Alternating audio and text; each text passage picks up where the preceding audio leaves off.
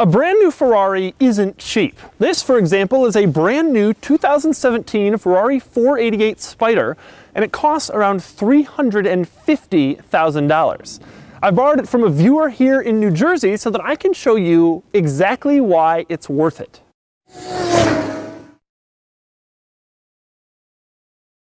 We'll start back here in the most obvious place. The 488 has a turbocharged V8 that makes 670 horsepower and 560 pound-feet of torque. It does 0 to 60 in 3 seconds. It's monstrous. But a lot of cars are fast. The 488's allure goes well beyond its performance. So today I'm going to give you a little tour of this car. I'm going to show you all of its weird quirks and cool features, and then I'm going to take it out on the road to find out exactly how a $350,000 Ferrari drives.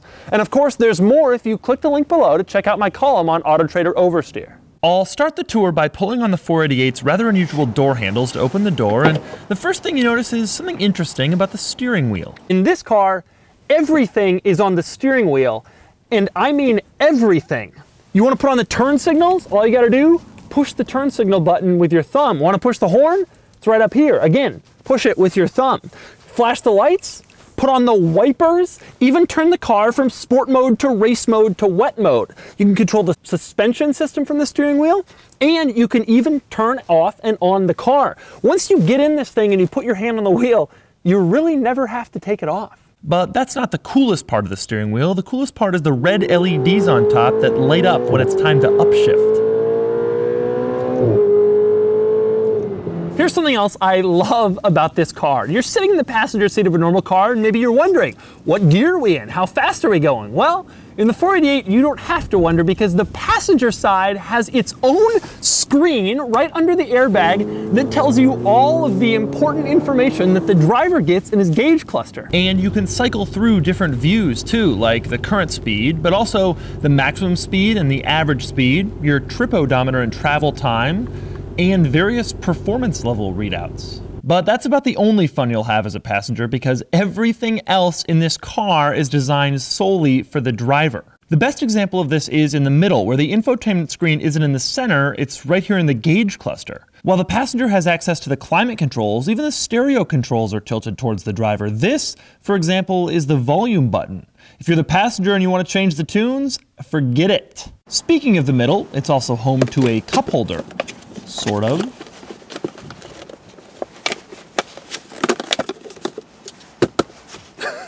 And since this car starts with the buttons, the center also includes a nice little spot to store the key so you can look at it while you're driving. Moving further along, the glove box is divided into nice tidy little sections, which is something more cars should do. And the air vents aren't exactly the rectangles in your car. Instead, they have these severe shapes, perfectly positioned to blow air on the driver and passenger. Less perfect is the location of the heated seat controls, which are on the side of the seat where nobody could possibly see them.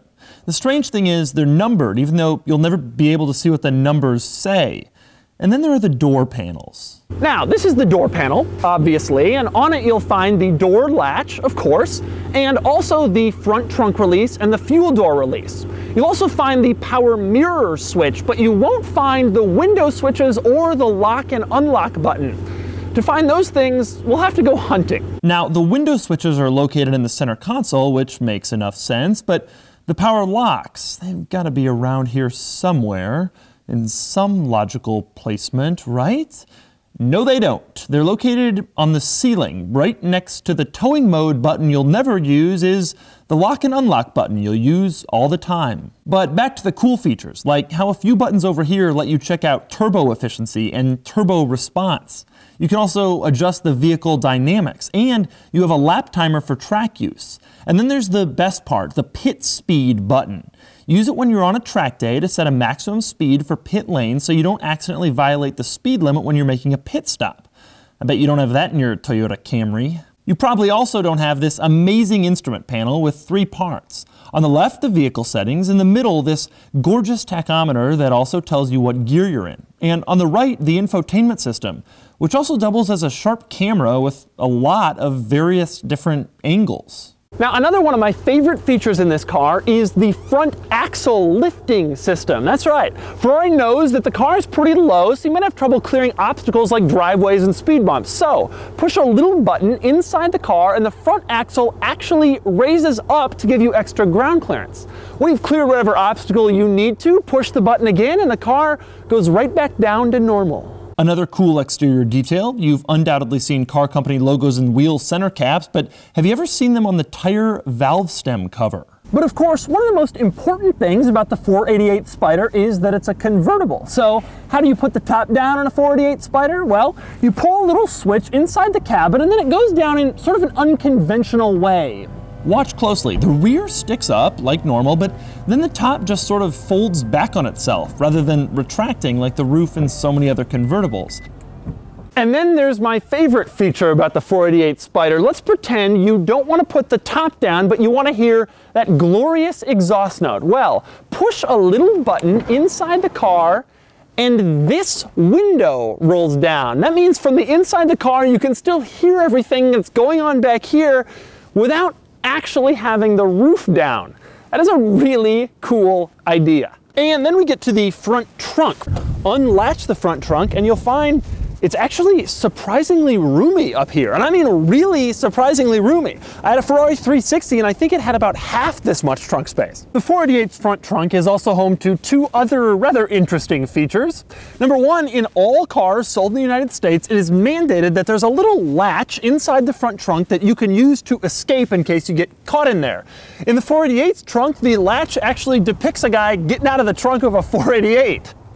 The other cool thing about the front trunk is that inside the trunk there's this well-made panel that shows all of the cool personalization options that you've selected for your 488. Some of my favorite options in this car include exterior sill kick in carbon and carbon fiber central bridge. Beyond the features, the 488 is also worth so much because it's beautiful. And I mean truly beautiful. The 488 and its predecessor, the 458, are two of the most attractive cars ever made, some of the closest modern cars to rolling works of art. Beauty is subjective, and I know some people disagree with this, but to me, this car is absolutely gorgeous. And what about the driving experience? Time to find out. Let's drive the 488.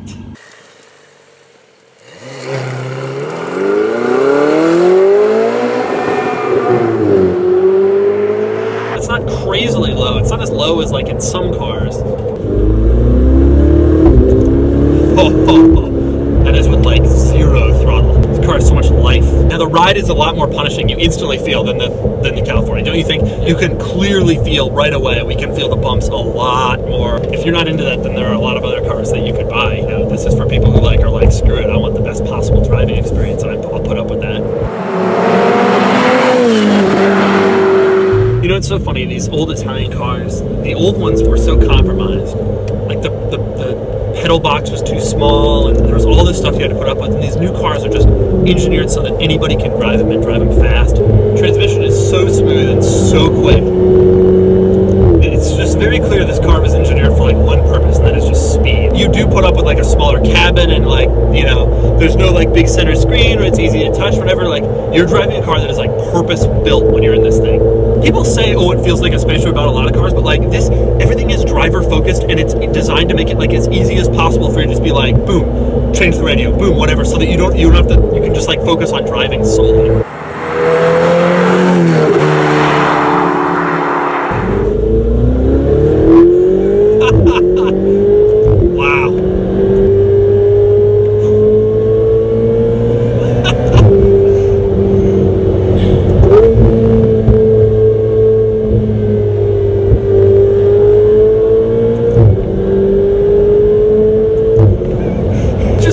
So good and it feels so good. Yeah, so I'm lucky. I recently got to drive a Huracan, which was an amazing car. This car, and I thought that was one of the best cars I'd driven. Truly an amazing surprise. This car is every bit that good. They're both at the upper echelon. It's so funny, people are like, oh, which one is better? Well, you're talking about two cars, it's virtually indistinguishable. These are two cars that are some of the best cars you could possibly even consider buying. The turning, the steering is so good and so precise in this car. It's just amazing.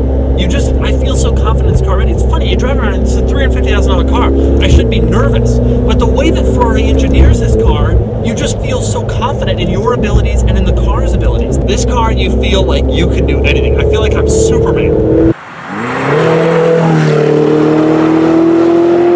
Yeah, I will say I think the Huracan sounds better. I think it's just a function of the fact that it has a larger engine and all that. This car, though, might sound better in the cabin, especially with that window down. That's wild. Like that. It's amazing how much you can hear. Oh my god! Holy crap! Wow, that was the first time I really got on it. That's crazy! Did you feel that? That was insane!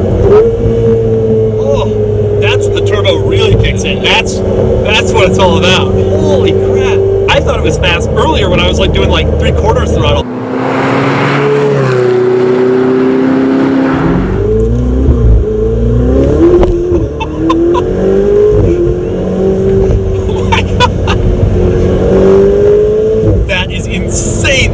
That is some of the craziest power I've ever felt.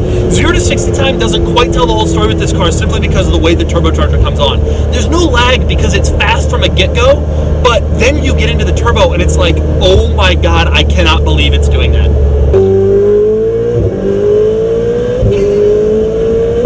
Oh my god, that is crazy. How is that a real thing? How does a car feel like that?